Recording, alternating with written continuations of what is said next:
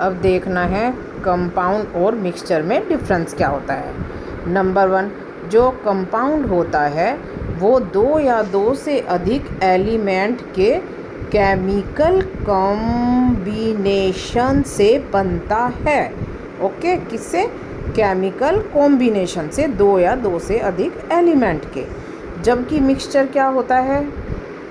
जबकि जो मिक्सचर होता है वे 2 या 2 से अधिक डिस्टिंक्ट मतलब अलग तरह के केमिकल सब्सटेंस से बनता है। मतलब जो केमिकल सब्सटेंस होते हैं वे डिस्टिंक्ट होते हैं, मतलब एक तरह के नहीं होते, अलग अलग तरह के होते हैं।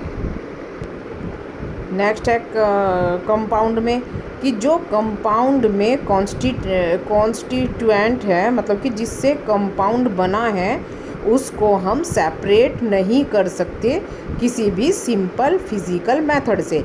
सिंपल फिज़िकल मेथड मतलब कि जैसे फिल्ट्रेशन होता है, इवेपोरेशन होता है, लेकिन इसको हम अलग कर सकते हैं, सेपरेट कर सकते हैं। कैसे? केमिकल मेथड से। केमिकल मेथड जैसे फॉर एग्ज़ाम्पल इलेक्ट्रोलाइसिस से। ओके, मिक्सचर में जो मिक्सचर के कॉन्स्टिट्यूएंट होते हैं उन्हें सेपरेट किया जा सकता है सिंपल फिज़िकल मेथड से। सिंपल फिज़िकल मेथड वही फिल्ट्रेशन या इवेपोरेशन। जो कंपाउंड होता है वे जो उसके कॉन्स्टिट्यूएंट एलिमेंट मतलब कि कॉन्स्टिट्यूएंट एलिमेंट मतलब कि जिन एलिमेंट से वो बनकर मिलकर बना है उसकी प्रॉपर्टी को रिटेन नहीं कर पाता। उसकी जो वे एलिमेंट है जिनसे वो कॉन्स्टिट्यूएंट हुआ है, बना है, वे बिल्कुल डिफरेंट होती है अपने जो बाद में कंपाउंड बनता है उससे। इधर जो मिक्सचर है इसमें बिल्कुल उल्टा है। इसमें जो उसके कंस्टिट्यूएंट होते हैं वो उसकी प्रॉपर्टीज़ एज इट इज़ उसके अंदर रहती है। जैसे बोले तो कि पानी में अगर हम शुगर मिक्स करते हैं तो ऐसा नहीं है कि शुगर अपना टेस्ट खो देगी, वो शुगर एज इट इज़ मीठी ही लगती रहेगी। जो कंपाउंड होता है उसमें जो कॉन्स्टिट्यूएंट एलिमेंट होते हैं उनकी जो प्रॉपर्टी होती है वो एक फिक्स प्रॉपर्टी नहीं, प्रोपोर्शन होती है। मतलब कि जो मात्रा होती है वो एक फिक्स मात्रा ही होती है। ऐसा नहीं है कि वे ऊपर नीचे चेंज हो जाएं। जबकि मिक्सचर के अंदर जो कॉन्स्टिट्यूएंट होता है वो कोई ऐसा नहीं है कि एक फिक्स प्रोपोर्शन में ही होगा, वह अलग अलग मात्रा में हो सकता है। Mixture has a variable composition. Compound में एनर्जी या तो एब्जॉर्ब हो जाती है या फिर उसमें से एनर्जी वो गिव करने लगती है जिस समय कंपाउंड का प्रिपरेशन होता है।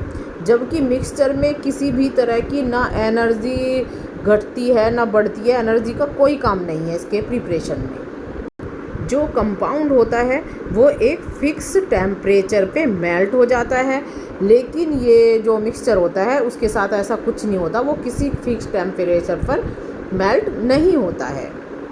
नेक्स्ट है कंपोनेंट ऑफ अ मिक्सचर।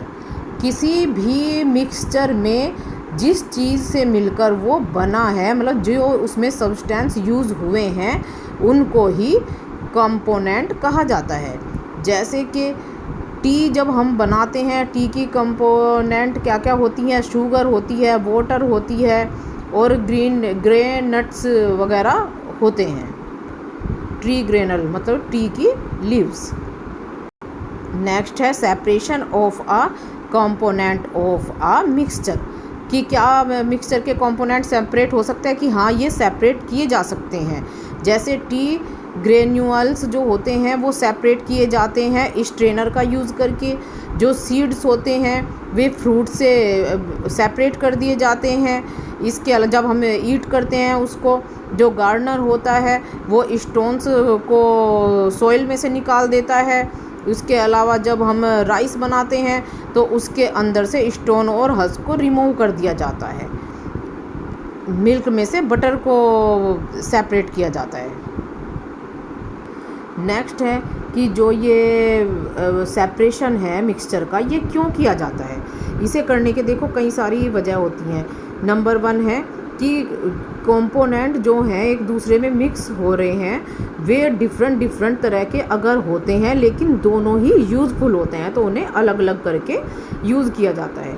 जैसे कि मिल्क में से बटर निकाला जाता है, तो दोनों ही यूज़फुल होते हैं, पर वे यूज़ कैसे होंगे, दोनों को अलग निकाल के। इसके अलावा जैसे कोई हार्मफुल कंपोनेंट होता है उसे, या इम्प्योरिटी होती है, उसे मिक्सचर में से निकालना होता है जिससे कि वे यूज़ करने लायक बन सके। जैसे राइस होते हैं तो, या फिर कोई दालें वगैरह होती हैं, उन्हें यूज़ करने से पहले उसमें से स्टोन या हस्क वगैरह सेपरेट किए जाते हैं। नेक्स्ट है remove unless component of the mixture, की मिक्सचर है वो यूज़ तभी होगा अगर उसमें ये कुछ यूज़लेस कंपोनेंट है। जैसे कि टी ग्रेन्यूल को सेपरेट किया जाता है जब टी बन जाती है। नेक्स्ट है सेपरेशन के मेथड। देखो इनके सेपरेशन के भी 4 अलग अलग वो रहते हैं। नंबर 1 है जब मिक्सचर सॉलिड के मिक्सचर से सॉलिड को ही सेपरेट किया जाता है। नंबर 2 होता है जब किसी लिक्विड के अंदर से इनसॉल्युबल सॉलिड को सेपरेट किया जाता है। नंबर 3 है जब किसी लिक्विड के अंदर से सोल्यूबल सॉलिड को सेपरेट किया जाता है। और 4th है जब separation of constituent of a mixture using multiple method. सबसे पहले हम देखेंगे separation of solid from a mixture of solid. सबसे पहले आता है हैंड पिकिंग। अब हैंड पिकिंग क्या होता है, मेथड ऑफ सेपरेशन, मतलब सेपरेशन का वो मेथड है जिसमें जो कंपोनेंट हैं वे डिफरेंट कलर के हैं, डिफरेंट साइज़ के और डिफरेंट शेप के हैं। तो वो मिक्सचर को अगर हाथ से उठा कर साफ़ किया जाता है तो उसको हैंड पिकिंग कहते हैं। जैसे राइस होता है, राइस के अंदर से स्टोन निकालना या हस्क निकालना, ये हैंड पिकिंग में आता है। अब हैंड पिकिंग कहाँ पर यूज़ किया जा सकता है उसका वे देख लेते हैं। जहाँ पर जो क्वांटिटी है मिक्सचर की वो बहुत स्मॉल क्वांटिटी है। नंबर 2, अगर जो कंपोनेंट को उठाना है वो इजीली हैंड से पिक हो सकते हो, इजीली उठ सकते हो। सेकंड, वे जो जिस चीज़ को अलग करना है मिक्सचर से वो डिफरेंट साइज़ के, डिफरेंट शेप के और डिफरेंट कलर के हों। इसका ये किस लिए, क्योंकि तभी तो वे आँख से इजीली दिख पाएंगे, तभी हम उन्हें आराम से उठा पाएंगे। नेक्स्ट है थ्रेसिंग। जब फार्मर वीट को या फिर किसी और अन्य पैडी क्रॉप को हार्वेस्ट करता है, मतलब उगाता है, उस समय वे जो ग्रेन पाता है वो एक लार्ज नंबर में उसके साथ जो स्टॉक होता है वो मिक्स हुआ रहता है। बहुत सारे जो ग्रेन के सीड्स होते हैं वो इस स्टॉक के साथ अटैच रहते हैं। तो अब उन सीड्स को स्टॉक से सेपरेट करना होगा।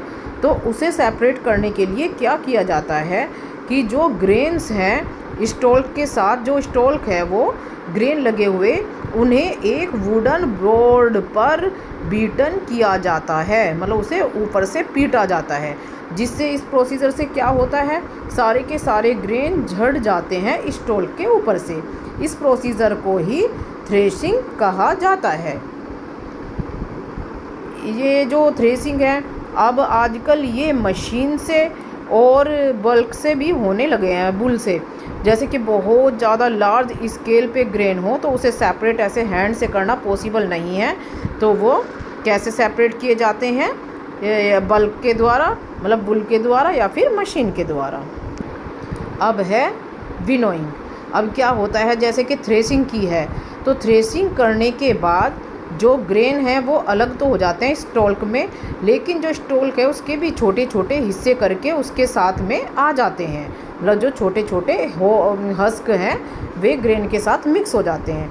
अब इसे भी ग्रेन से अलग करना होगा तभी ग्रेन यूज़ होंगे, तो उसे सेपरेट करने के लिए विनोइंग मेथड जो है वो यूज़ किया जाता है। ये विनोइंग मेथड क्या होता है, इसमें बाइंड के हेल्प से ग्रेन को हस्क से सेपरेट किया जाता है।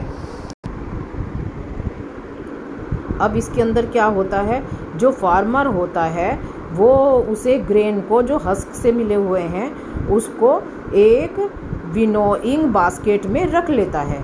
फिर फार्मर जाकर कहीं पर रेज्ड प्लेटफॉर्म पर स्टैंड करता है, मतलब खड़ा हो जाता है, और उसे जो बास्केट है उसे अपने शोल्डर तक की ऊंचाई पर ले जाता है, और फिर उसे बास्केट को टिल्ट करके जो वो मिक्सचर है उसे स्लोली और शेकिंग करते हुए बास्केट को नीचे गिराता है कंटिन्यूअसली। इससे क्या हो जाता है कि जो हवा चलती रहती है, वाइंड चलती रहती है, तो जो हस्क होता है वो तो लाइटर होता है, तो वो तो उड़कर दूर इकट्ठा हो जाता है, और क्योंकि ग्रेन्स थोड़े हैवी होते हैं वो थोड़ी दूर नीचे ही जाकर एक ढेर में तब्दील होकर वहाँ पे इकट्ठे होते रहते हैं और वे सेपरेट हो जाते हैं। नेक्स्ट आता है सीविंग। जब कोई सी मिक्सचर के कंपोनेंट अलग अलग साइज़ के होते हैं उस समय जब उन्हें एक सीव से, मतलब एक छलनी से झाड़ के अलग किया जाता है तो उसे सीविंग कहते हैं। ये आप अपनी किचन में देख सकते हो, जब तुम्हारी मदर फ्लोर को ब्रेन से एक सीव में डालकर अलग करती है, उसका एक अच्छा उदाहरण है। इसके अलावा जब रेत से मकान बनाते हुए पेबल्स को अलग किया जाता है तो एक बहुत बड़ी सीव को यूज़ किया जाता है, वह हिलती रहती है। पेबल मोटी होती हैं तो वो सीव में रह जाती हैं, और जो सैंड होती है वो पतली होती है, वो उसमें से निकल के नीचे चली जाती है।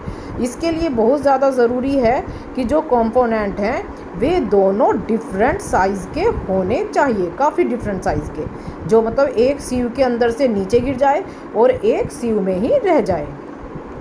नेक्स्ट है सब्लिमेशन। अब सब्लिमेशन कौन सा प्रोसीजर है, जिस प्रोसीजर में सॉलिड को सीधा गैस में चेंज कर दिया जाता है उस प्रोसीजर को सब्लिमेशन कहा जाता है। जैसे अमोनिया क्लोराइड को, आयोडीन को, नेफ्थलीन को हीट करने पर वो सब्लाइम हो जाती है, मतलब गैस में बदल जाती है।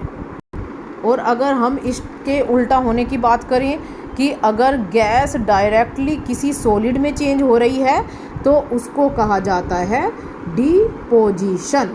ओके, अगर कोई वो सॉलिड सीधा गैस में चेंज हो रहा है तो वो है सब्लिमेशन, और अगर कोई गैस डायरेक्टली किसी सॉलिड में चेंज हो रही है वो है डिपोजिशन।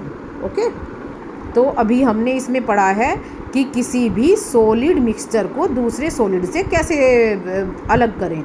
इसके अलग करने के 5 तरीके पढ़े हैं हमने। हैंड पिकिंग, नेक्स्ट है थ्रेशिंग, उसके बाद है विनोइंग, उसके बाद है सीविंग, और लास्ट में है सब्लिमेशन। ओके।